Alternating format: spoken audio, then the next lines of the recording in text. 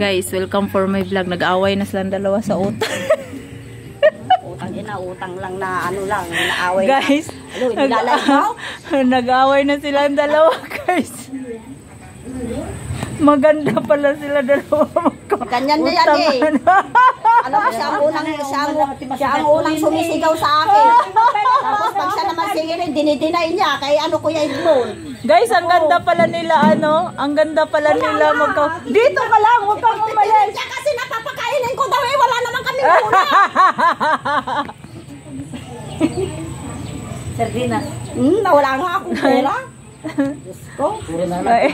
Wala nga. Naniningil.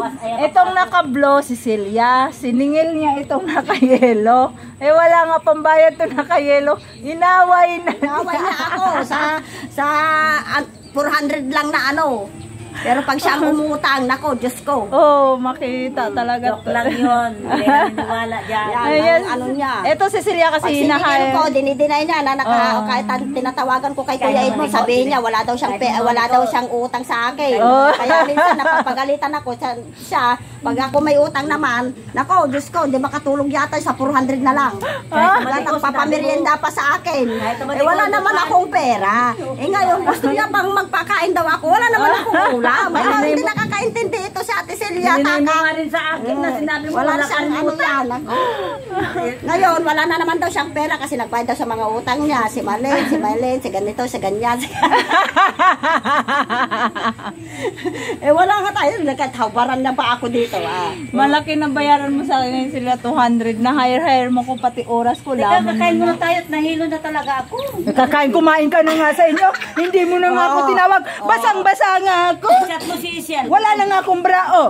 I-chat mo si Isiel. Wala akong brao. Ako. Tignan mo, tanungin mo. Wala akong brao. Tignan mo, tanungin mo si Isiel. Wala nga, hindi ka kami ni friend ni Isiel. Kaya sabihin mo kay Isiel, i-friend niya ako sa messenger para hindi ako mahirapan magsundo sa kanya. Tama. Tama ka dyan, correct. Bukas, tuloy mo messenger niya. Bukas. Dapat ngayon palabasin mo si Shell kasi may wifi.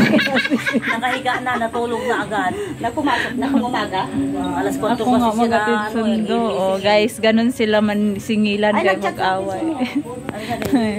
Yan yung bahay niya guys. Ang lalaki ng mga kaldero niya. Nag-chat sa May isa pa siya. Uy, ang ganda talaga ng isa mong kaldero. Sabilin mo na yan.